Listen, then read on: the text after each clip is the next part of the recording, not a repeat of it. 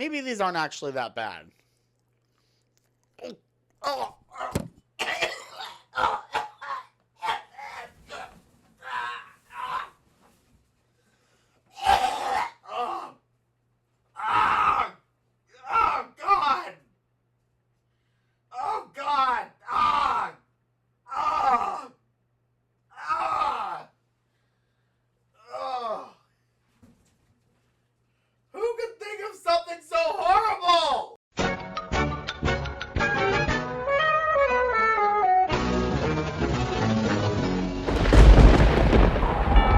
Not pull down on the safety bar, please. I will lower it for you.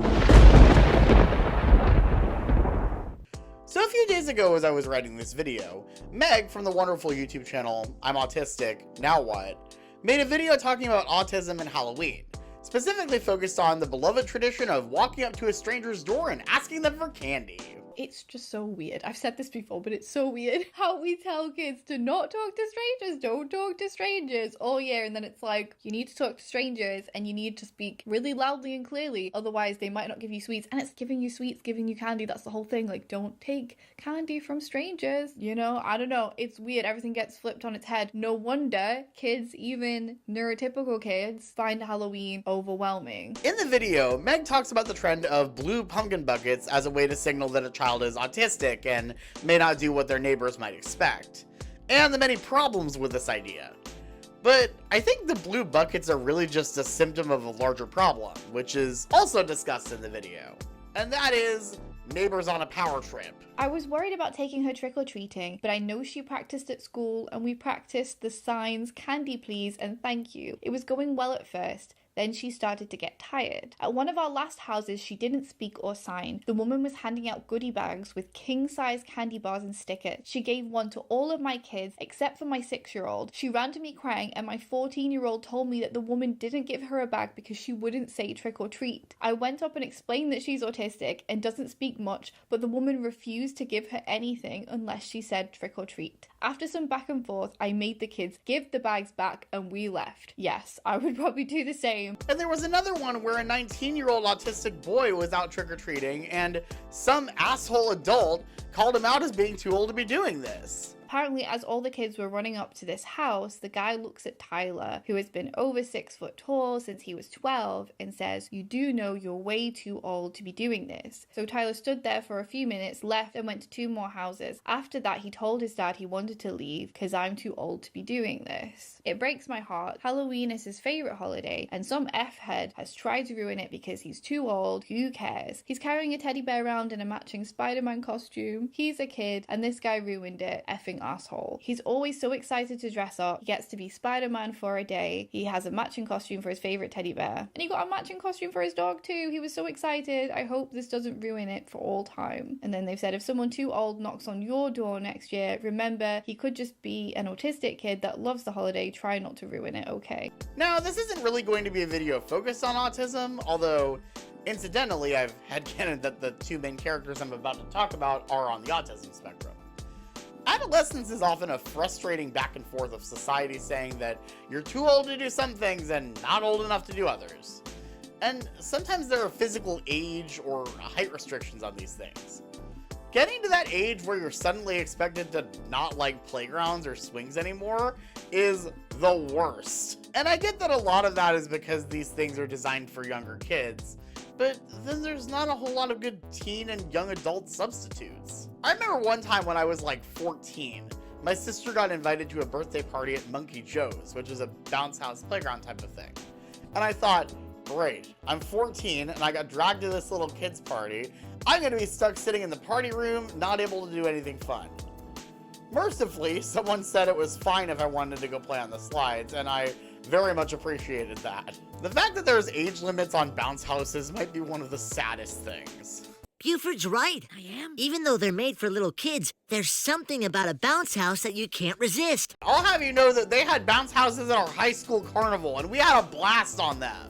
Anyways, the theme of dealing with growing up is one that comes up quite a bit in Gravity Falls, and Summerween is one of the best examples of this. Dipper and Mabel are stoked to find out that Gravity Falls celebrates Halloween twice a year, which, of course, from a writing perspective, was a solution to the problem of wanting to do a Halloween episode in a show that takes place during the summer and can't do any cheat day episodes unlike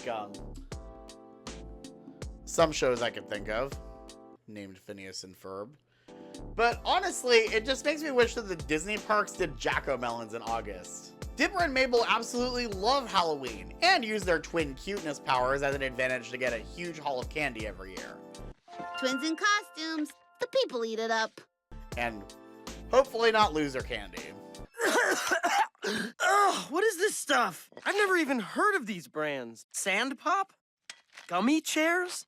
Mr. Adequate Bar? This is all cheapo loser candy. But let's not forget the worst candy of them all. But then Wendy and Robbie show up, and Robbie makes fun of Dipper, saying that he probably wants to go trick-or-treating. Shut up, Robbie. Of course he's not going trick-or-treating. No, yeah, trick-or-treating is for babies. I guess. You should come to this party with us. Tambry's parents are out of town, and it's gonna be off the chain. Not surprised you didn't hear about it.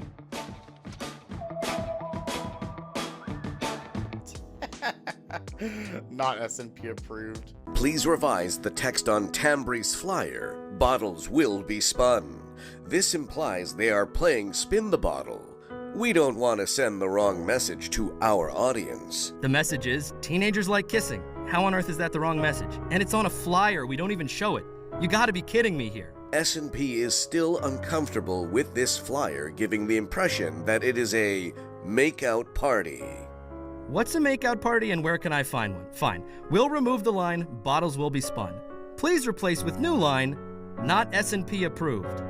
Please omit not S&P approved on the party flyer. I don't see what the problem with this is. Not S&P approved has been approved by S&P. Okay, for real though, those guys do have one of the hardest jobs in the building, and I feel bad for them. Anyways, Dipper suddenly feels embarrassed, mostly because he wants Wendy to think he's cool. So he very poorly fakes being sick. Look, I can't go trick-or-treating. I'm, really sick. Must have been that bad candy. You go on without me. Fight through it, man.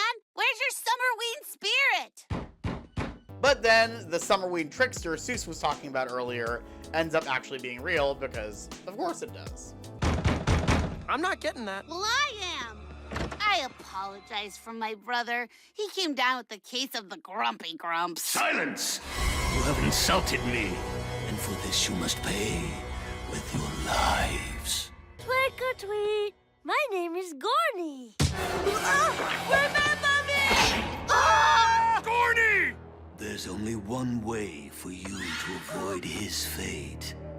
I need a treat. If you can collect 500 pieces of candy and bring it to me before the last jack-o'-melon goes out, I will let you live. And so the race is on to collect 500 pieces of candy. At first they're off to a slow start because Dipper doesn't want to put on his costume. 1 piece of black licorice? Circus peanut. This is loser candy. The definition of loser candy. Oh, and meanwhile, Stan is back at the shack trying to scare a couple of kids. Oh, we've been watching horror movies since we were like 2 years old. Yeah, we're not scared. Oh, you will be. You will be.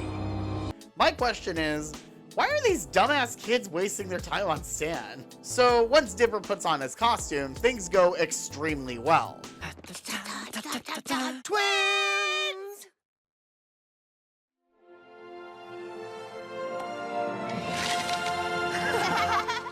But then, right as they're about to reach the finish line, Dipper's worried about being caught in costume by Wendy and Robbie, and ditches everything behind a bush.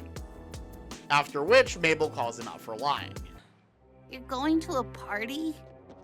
Well, hey, That's why you were acting so weird and trying to hurry us. You're not sick at all. So if it wasn't for this crazy monster, you were gonna ditch me on our favorite holiday. Ooh, what happened to the Dipper who used to love Halloween? And where's all the candy? And unfortunately, he ditched the candy right by a ditch. And they lose everything.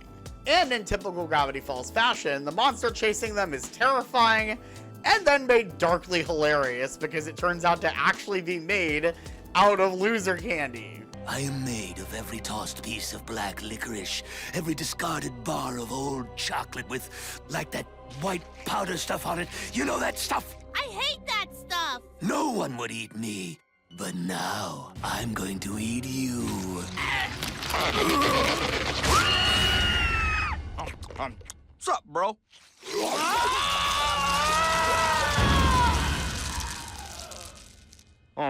Dude, you want some of this? You know what? Maybe Susan's right. Maybe these aren't actually that bad.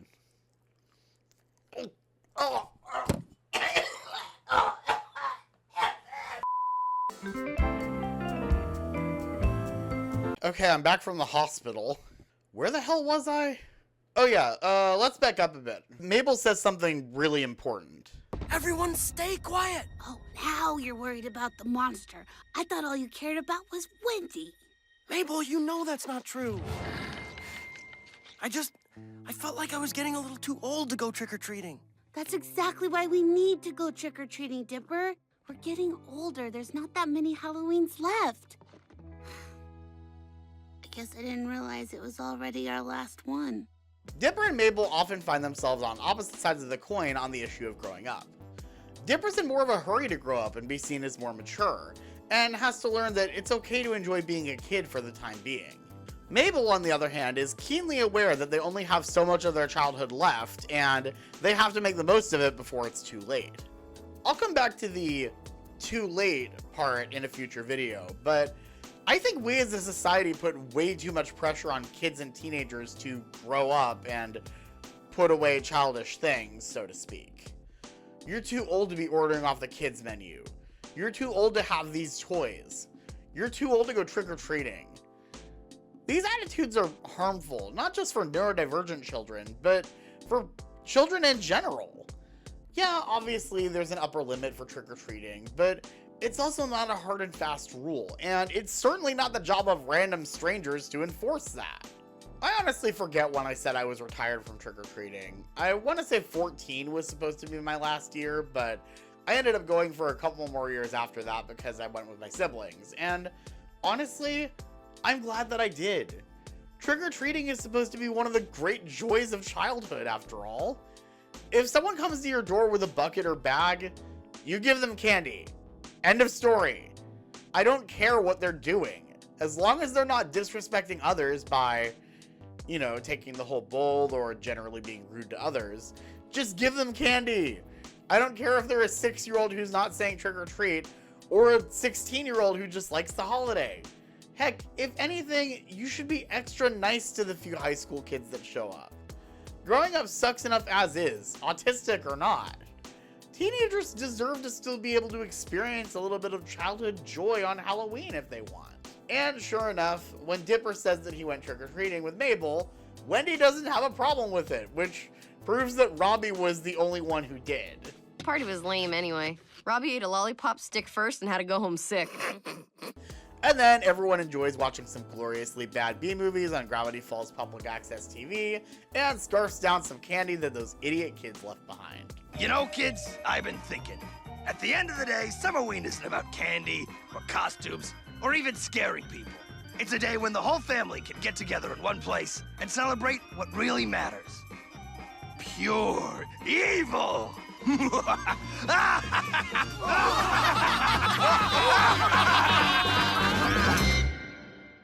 I ate a man alive tonight.